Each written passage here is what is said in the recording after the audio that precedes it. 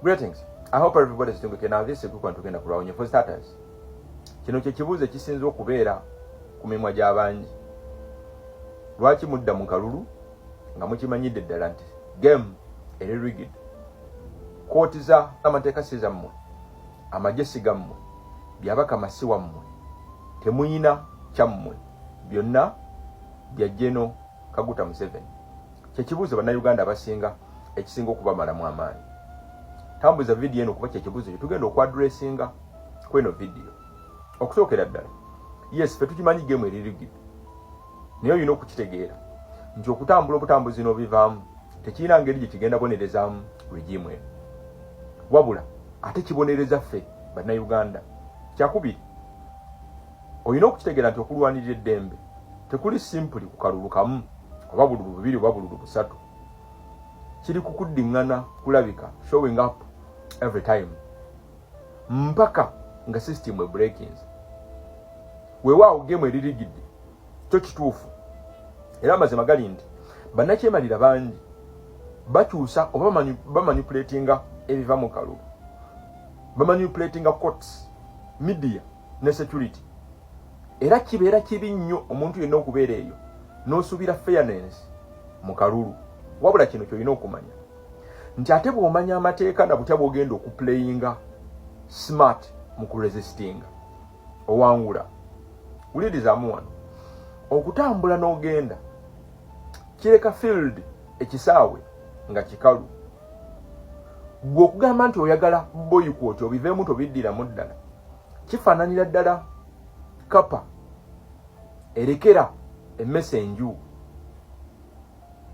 Tekirina ngeri gye kigenda bonerezaamu mmese simply because ziyitiridde obungi. Olina kusigalawo over and over until bw'owangula. Mu bufunze, walking away leaves the field empty. When we boycott as the people in the opposition, or if we choose to quit, the regime wins by default.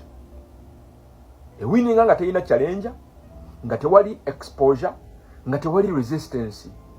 Tubanga abakutte victory ne tugihandinga over eri nakyemalira freely, ate ne tumuwa fake victory, fake ennyini. Kubanga jjukira tuyina political rights, ng'okimanyidde ddala tuyina emmese mu byobufuzi nga the absence of the cat zigenda kujaganya nga ne nakyemalira agenda kuwangula with default.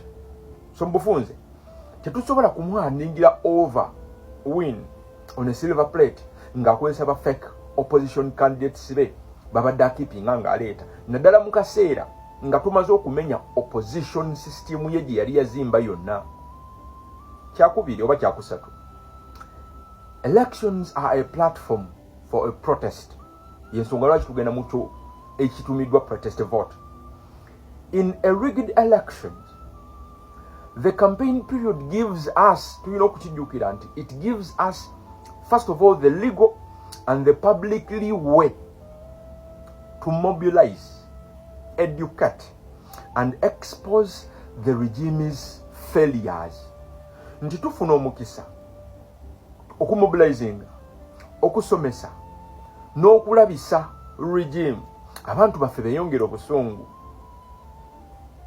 Zezimu ku nsonga lwaki tugenda kuddayo over and over again, n'okwongera okujjukiza nti enkyukakyuka si misinde gya kafubutuko. It is a marathon. Misinde gya kudduka lugendo luwanvu, si one day event nti kihappeninga bwe happenings. Ensonga endala gye ngenda okuwa, abantu beetaaga okulaba omulwanyi, si kuyita so omuntu adduka emisinde. Senga omulwanyi yenna adduka mu lutalo, okusookera ddala oba tosindise message ya courage na hope, abantu bo bamazeemu amaanyi ate oba obasuuliridde. Yensonga lwaki tugenda kuddayo over and over again until the system breaks. Kankuwa ensonga endala oba oli awo esemba. Mu kalulu konna ke nakyemalira kaba ategese, ng'olese nti oba ofunye opportunity okumulabisa, wabula tufuna opportunity to document and publicize the fraud mu kalulu ako. Kyakubiri, we turn the system's criminality into evidence for future international legal actions. Bannakyemalira bangi abagudde ng'ekisinza okubasuula bye bikolobero ebibadde documented ebyaterekebwa bye bakola ku bannansi. When fate meets with them, bye bikolobero ebibasudde ku ttaka. Wabula nzikiriza ate nkubulire biki ebyo bye tugenda okukima mu protest vote eno gye tugenda okugendamu maaso wa.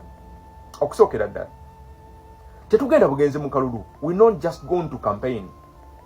Eno tugenzeyo to build a movement this time round. A campaign day ends, a movement continues. Eno tetugenzeyo kuchesinga votes. We not going to campaign for votes. Tugenzeyo kukyusa society, cause movement ekyusa society. Dictators always to fall when movements sustain the pressure beyond elections. Yensonga lwaki olunaku olwaleero tulinga abatanava mu kalulu ka 2020 lwa nsonga. Omukulembeze waffe era agenda mu kalulu ka 2020. He simply didn't go to campaign for votes. He went there to build a movement. Eno movement gye yazimba esigadde eteeka pressure ku regime even after the 2021 elections. We are not going there to simply count votes. Mu protest vote eno gye tugendamu. We are going there to count hearts, minds, and numbers that will be on the streets. Kankuddiremu. Mu protest vote tugenda kubala bululu. Tugenze kubala mitima, bwongo, na namba z'Abannayuganda abagenda okweyiwa ku kkubo, okwekalakaasa, ku lw'obutali bumativu bwa regime eno. Mu bufunze, the real measure of power is not going to be in the ballots. Amaanyi gaffe tegagenda kubeera mu ballot yokka gy'omaze okutiikinga. But your public belief and your willingness to act. Ekyo tetugenda okuzimba. Wulirizaamu katono. Muguno omulundi tetugenze kusaba permission y'ababakama. Eno tugendayo creating a pressure byabakama akole ekituufu. Mu bufunze, authoritarians, they don't simply hand over freedom. You have to demand it and you have to exert pressure. Mu bufunze, passive opposition is ignored. Strategic resistance forces the regime to react, negotiate, and expose itself. Kyetugenda okukola ku mulundi guno mu kyetutumye protest vote. Eno tetugenzeyo to chase power. We're not going to chase power. We're going to claim the moral authority. Power without principle is simply just another dictatorship.